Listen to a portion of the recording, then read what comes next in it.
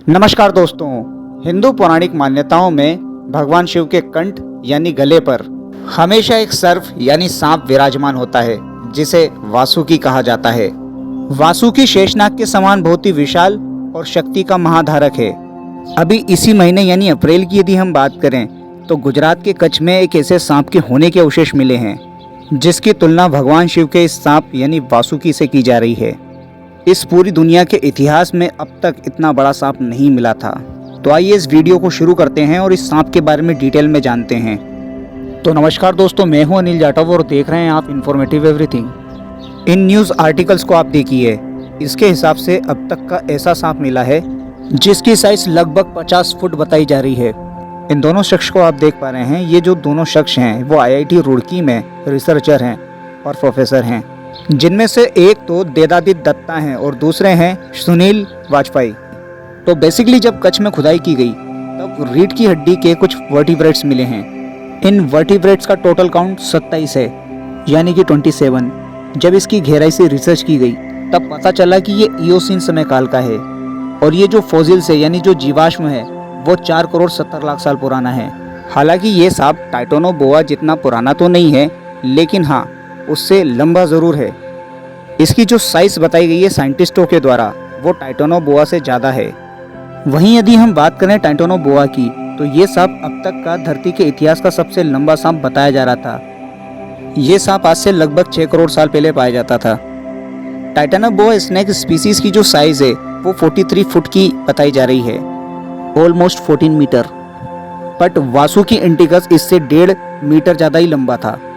चाहे वासुकी इंडिकस हो या फिर टाइटोनोबोआ हो, दोनों के आगे इंसानों की कोई वैल्यू नहीं है। ज़रा देखिए, साइज़ कंपैरिजन देखिए आप। दोनों ही सांप बहुत खतरनाक और बड़े ही विशाल थे।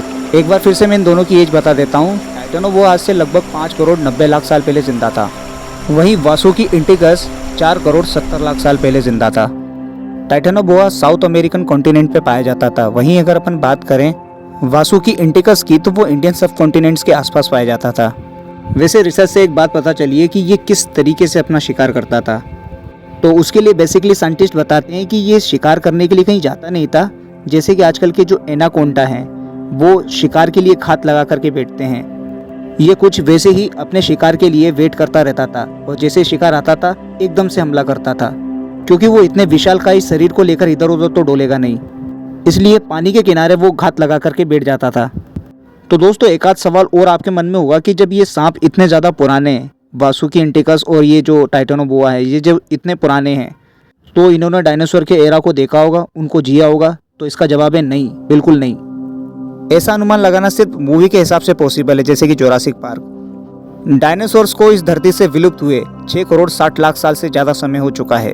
तो फिर ये कहें कि इन सांपों का कंटेम्प्रेरी या फिर ये कहें कि समकालीन होने का तो कोई सवाल ही नहीं उठता। तो थोड़ा सा मैं आप लोगों को इयोसीन इपॉक के बारे में बता देता हूँ।